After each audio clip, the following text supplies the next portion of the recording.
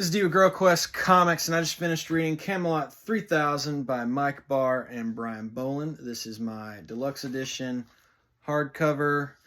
This was published in the 80s, and so you've got this style. I enjoyed it. I think it fit the story quite well. I will say, reading the other stuff, I think they kind of make a comment about how this is pretty adult for that time, and it could be a black label of the DC imprint, honestly. But I mean, yeah, it's pretty adult, pretty dark, but a good story. It's what would happen if the once and future king Arthur returned in the future year 3000 during an alien invasion. And so there's a lot of these, you've got the sci-fi element, but what if that invasion might be backed by an Arthurian villain? What are these characters? I mean, there's a lot of really interesting concepts from the Arthurian side of things, but also just storytelling in general. So you've got the sci-fi element. You've got what would the world look like? Some of the leaders are a little the caricatures are a little stereotypical. Like the leader of the U.S. is, he's Uncle Sam smoking a cigar, like he's very cowboy. But there may be more to him than that.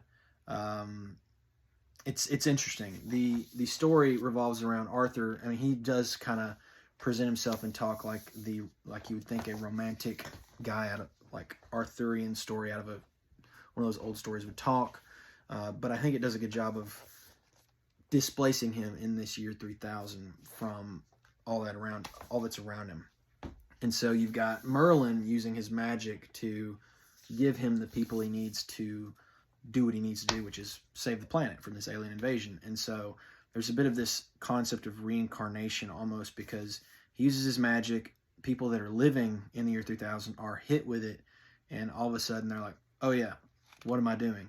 And some of it's pretty sad, pretty dramatic. So some of them leave their families or are getting married and just drop all that. So that's one of the most interesting aspects, because there's this, I'm like Guinevere, like I'm Guinevere, but I'm also this person. There's kind of this dichotomy of the two, and Arthur saving the day, and there's a lot of interesting concepts of like, are we just going to relive the same story, but in the year 3000, like Lancelot and Guinevere, or with the sword? And so, very interesting story. If you like King Arthur stuff, couldn't recommend this enough. Let me know what you think in the comments. Thanks.